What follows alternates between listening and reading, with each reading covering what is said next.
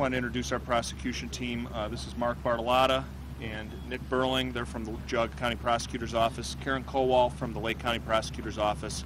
And Karen Sweet, who is our investigator here at the Geauga County Prosecutor's Office.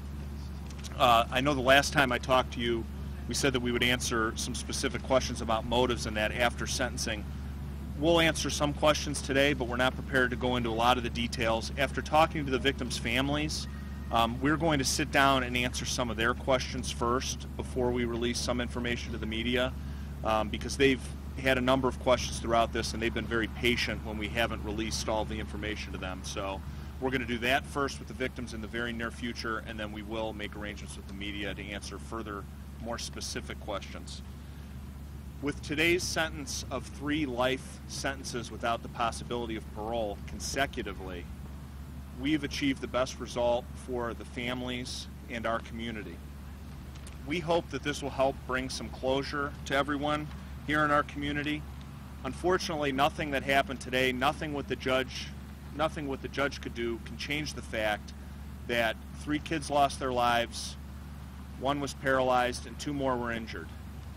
And long after all of these news trucks have left, our community is still going to be dealing with a great loss. So I would ask everyone to pray for our community and pray for these families.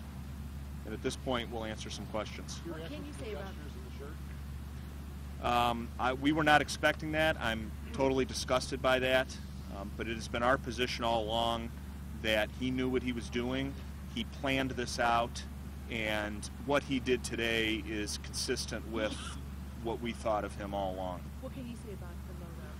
What you can say about it? We have a theory on the motive.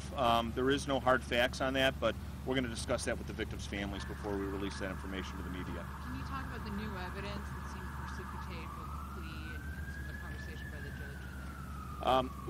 Prior to committing the act, the defendant left a cell phone at home and deleted all of the information off of it. That cell phone, along with his sister's cell phone, were recovered and put into evidence. That was sent to a crime lab here in Ohio, and they could not recover any data off of that.